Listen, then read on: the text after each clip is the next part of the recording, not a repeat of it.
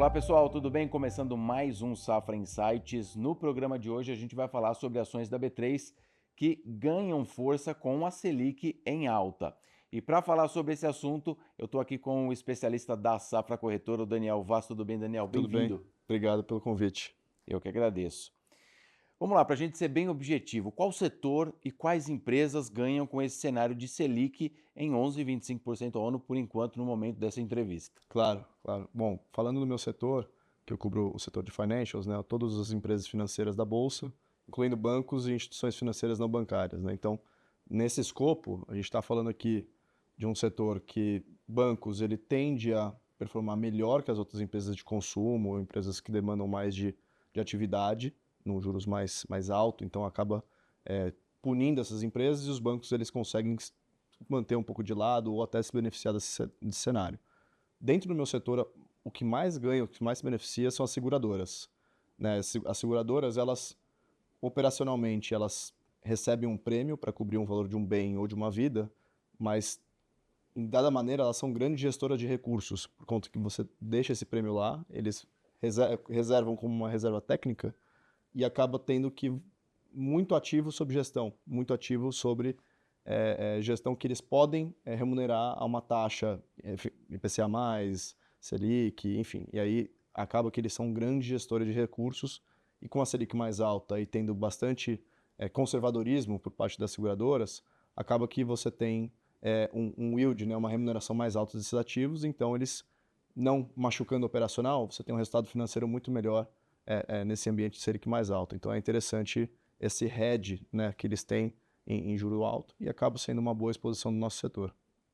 A temporada de resultados, agora que terminou recentemente, foi boa então para essas Sim, empresas. foi ótimo. Assim, você pegar as três empresas seguradoras que a gente cobre, Porto Seguro, BB Seguridade e Caixa Seguridade, as três tiveram lucros acima do esperado, boas reações no dia, né, posterior à divulgação e por motivos diferentes, né? Então elas têm momentos diferentes cada uma. Então você vai pegar uma Porto Seguro, eles têm uma diversificação boa de business agora. Estão saindo só de seguro alto e indo para banco, e indo para um business de saúde, indo para serviços. Então eles têm uma boa diversificação.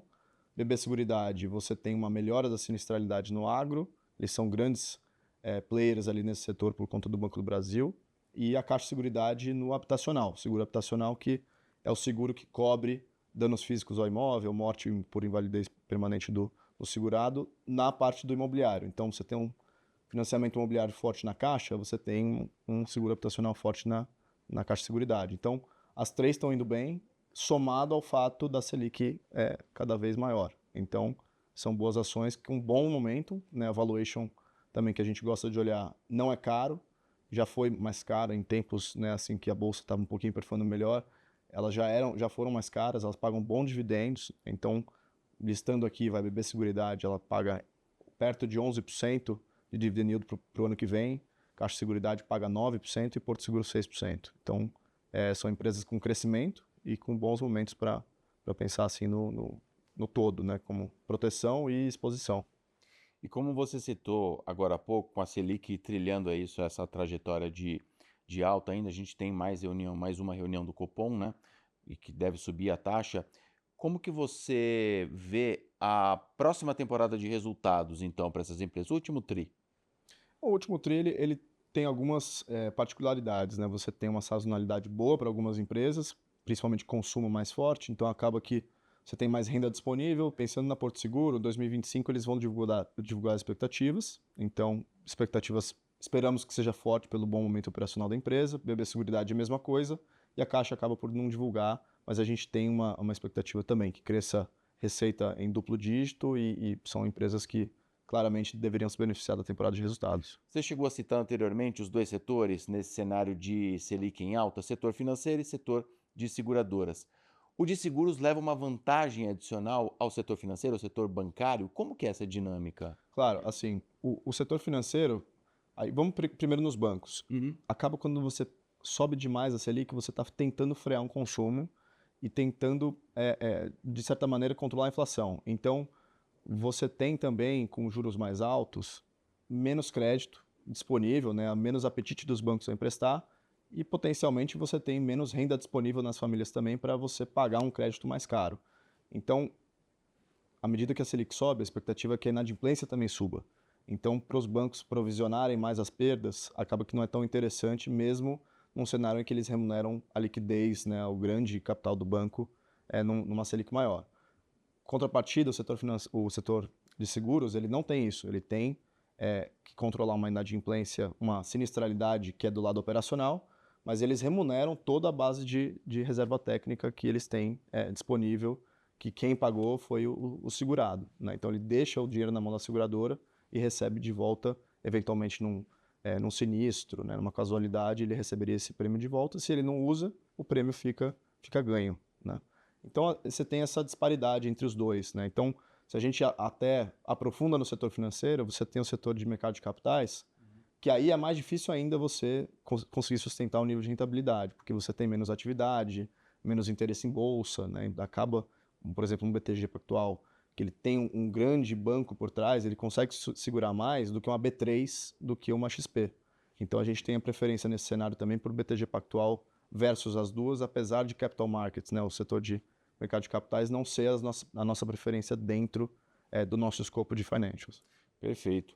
Última e derradeira pergunta aqui, quando você olha para 25, qual ação desse seu universo de cobertura te brilha os olhos?